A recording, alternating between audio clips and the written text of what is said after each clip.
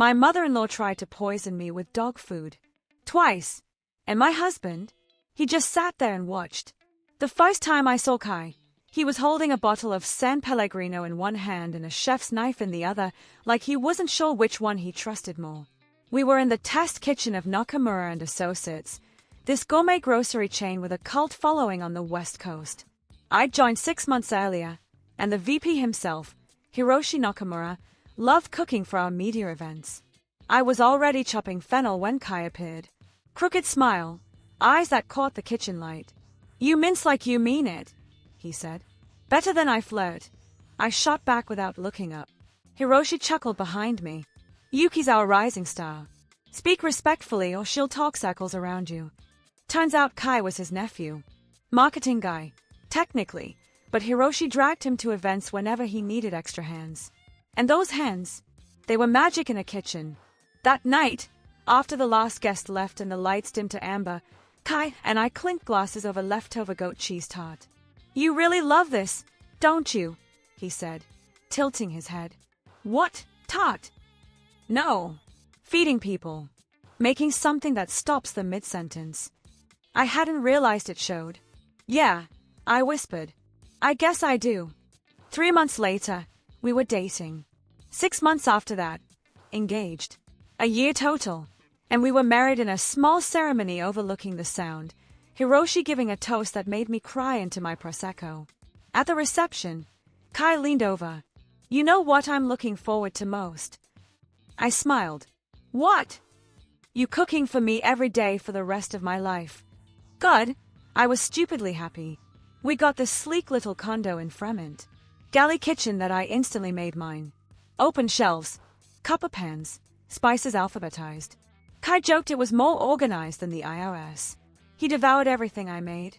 "You cook like you're trying to win something," he'd say between bites of black garlic risotto or harissa lamb.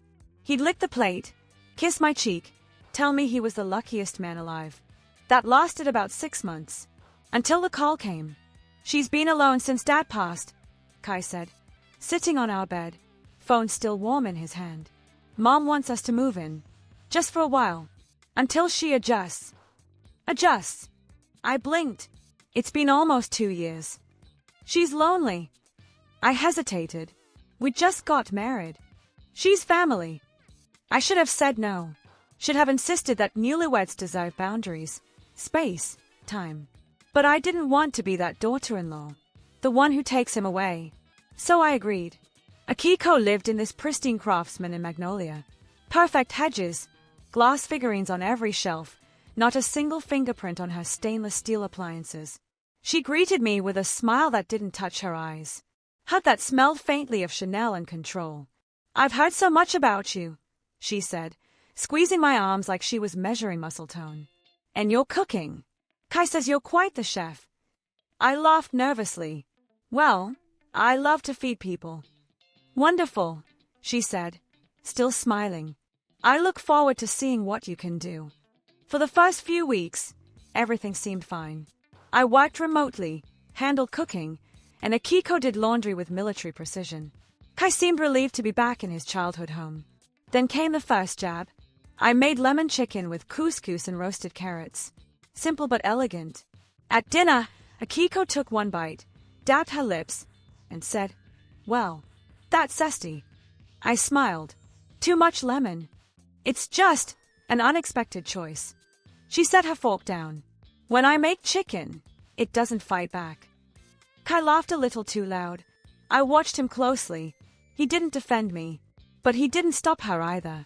The comments kept coming. Little things, always framed as helpful.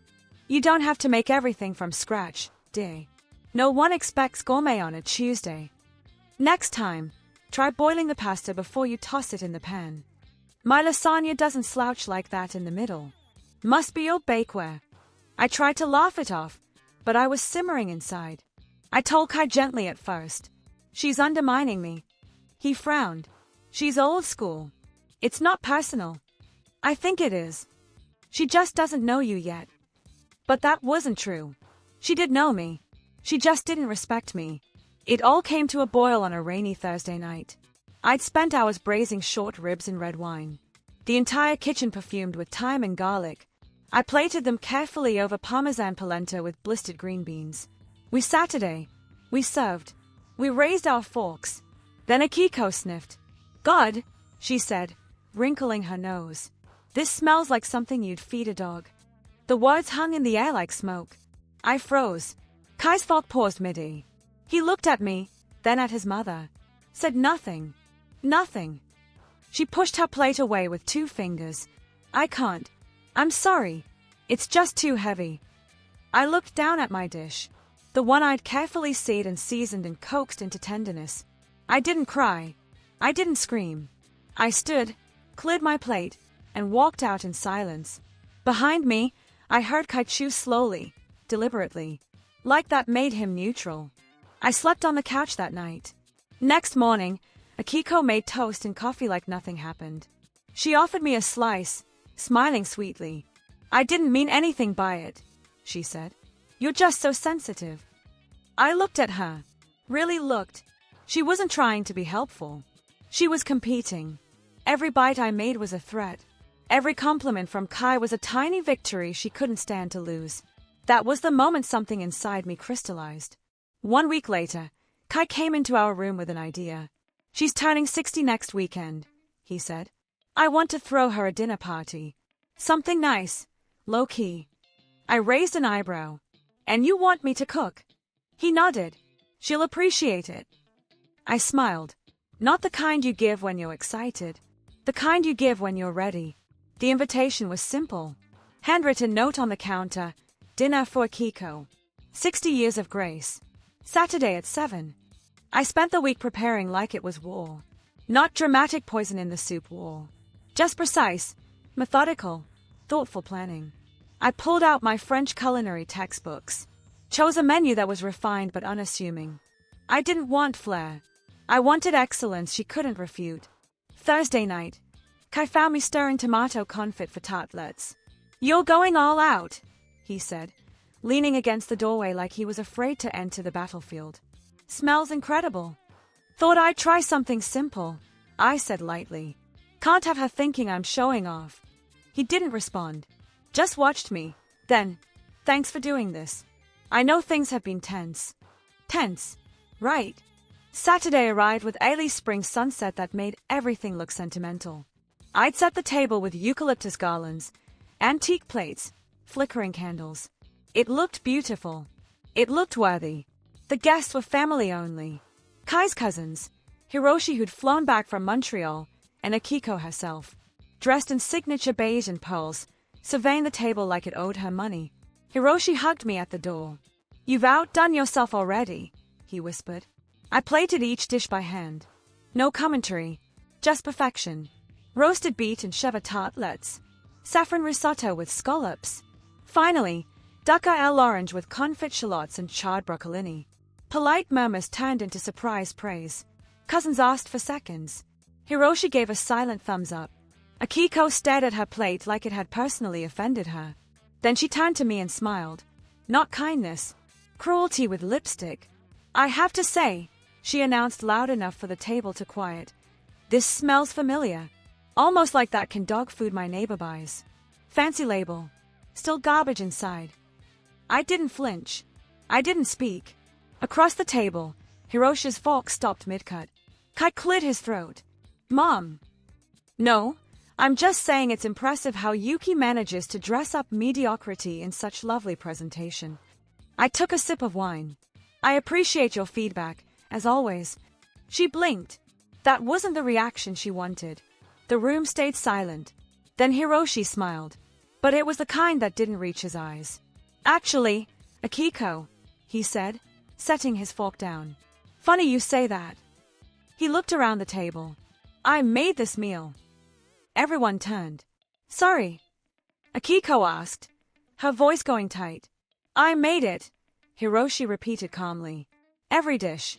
Yuki and I spent the last few evenings prepping. She coordinated, but the cooking? That was me. He let the words hang there. Akiko's face went white, then blotchy pink. You're saying I just insulted your food? Hiroshi said, still calm. The same duck I used to serve French clients in Marseille. The same risotto recipe that got me published in Culinary Trade Monthly. That dog food. He paused. Yes. Nobody spoke. You could hear candle wax dripping. Hiroshi folded his napkin with slow precision. I've been watching how you treat her, he said, quiet but deliberate. And how you let it slide, he added, glancing at Kai. Frankly, I'm disgusted. Akiko shrank into her chair. I brought Yuki into this family. I endorsed her. And you repay that by belittling her work. Her gift. For what? To feel important again. She didn't answer. I knew you'd say something tonight. That's why I cooked it. I wanted to prove it's not the food you hate. He leaned in slightly. It's her. And that makes you the problem. Akiko left without finishing her wine. Kai followed, muttering apologies no one asked for. After everyone left, I stayed to clean. Kai came back downstairs 30 minutes later, looking like he'd aged 10 years. She's upset, he said obviously. She says she didn't know it was a joke. I laughed. Not because it was funny. She's been joking for months then. I'm sorry. You let her do it. I thought, he rubbed his face. I thought she'd ease up. That if I didn't pick a side, she'd calm down. I turned to him. But you did pick a side, Kai. He looked at me like he didn't understand. Like he still wanted to be neutral in a war where neutrality meant complicity. I defended you to her, he said weakly. But never in front of her. He looked away. I finished the last dish, hung up the towel. I'm moving into a short-time rental next week. His eyes widened. You're leaving. I'm taking space. What about us? What about me? I asked softly. He didn't answer. Later that night, my phone buzzed. Richard, you handled that with more dignity than I ever could. If you need anything, business or otherwise, you have my support. Proud of you. I stayed at it for a long time. Then I finally let myself cry. 3 weeks since I moved out. My new place was tiny but quiet. I brought only essentials. Knives, books, spices, 2 cast iron pans. When you leave in silence, you don't pack heavy. Kai texted most days. Thinking about you. Mom's asking how you're doing. Can we talk? I didn't reply to most. Not because I hated him. But love, when it isn't offended, dissolves one silence at a time. Hiroshi offered me consulting work with their international division. I said yes. I was halfway through building their supplier onboarding strategy when Kai called one afternoon. He sounded rehearsed. Hey, he said. So, Mom wants to apologize. I sat down. Really? She's planning a Sunday dinner. Asked if you'd come. A laugh escaped before I could stop it. That's rich. She insists it's genuine. Does she know what that word means? He sighed. I know she's been awful, but she's been different lately. Quieter. She even made stew from scratch the other night. That's not an apology, Kai. That's performance. I'm not saying you owe her anything. I think she knows she went too far. And I think it scares her. Pause. You don't have to eat anything. Just come. Please. If not for her, then for me. I said nothing for a long time. Text me the time. The house smelled like beef and thyme. Big casserole dish in the center, radiating steam. Akiko stood behind it with a tight smile, apron spotless, hands clasped. Yuki, she said when I entered, voice low and formal. Thank you for coming. I nodded. You wanted to say something. She glanced at Kai, then back at me. I was unkind. Cruel. I let my own pride get in the way. You didn't deserve it. Her hands trembled slightly. When you left, it felt like the house shrank. Not because you were gone, but because the truth stayed. Kai reached for my hand under the table. I didn't move. I made dinner, Akiko said. Thought it was only fair I try feeding you for once. I hope you'll stay. She dished up portions. The meat dark and rich, broth thick with carrots and potatoes. I took a bite. Okay, a little salty, but edible. Akiko watched me like a student awaiting a grade. It's good, I said flatly. She exhaled. Thank you. Kai smiled. She's been working on that recipe for weeks. I looked at him. Really? She even texted Hiroshi for feedback. HM. The rest of dinner was awkward but civil. No insults, no snide comments. Just a woman walking gingerly across a bridge she'd helped burn. After clearing plates, Akiko brought out dessert. Homemade tiramisu. I know you love it, she said softly. Thought I'd try. Kai served it, humming to himself. He looked hopeful. I took a bite. The texture was off. The mascarpone runny. Still, it wasn't terrible. Until it hit my tongue. Metallic. Unmistakably wrong. I frowned, swallowed carefully, pushed the plate back. What is it? Kai asked. I looked at Akiko. What did you put in the cream? She froze. Mom. Kai turned to her. She stared at her hands. I followed a recipe. From, where? A video. Some French cooking blog. I stood. There's meat in this. What?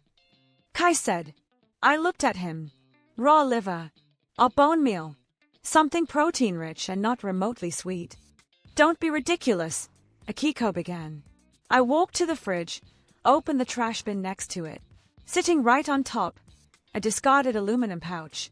No label, but the shape, the foil. Unmistakable. Jesus, I muttered. You used dog food puree. Akiko's face went pale. I didn't mean to, she stammered. I thought it was duck mousse. Stop, I said. Cold and final. Kai looked like he'd been shot. You said this was your apology, I whispered. But even your apology couldn't come without humiliation. No, she shouted suddenly, voice cracking. I thought it was. I really thought. No, Akiko. You wanted to remind me what I am to you. She broke. You took him from me. I blinked. Excuse me. You took my son. You made everything about you. You were perfect with your food, your job, your goddamn calm face all the time. I couldn't compete. There it was. Finally. The dog food comments, the digs, the passive insults dressed as etiquette. It wasn't about taste. It was about territory. You're right, I said softly. You couldn't compete. Because I wasn't trying to win. Kai sat back, stunned. I turned to him. She tried to feed me dog food. Again. And you let me come here. I didn't know. That's your phrase for everything, isn't it?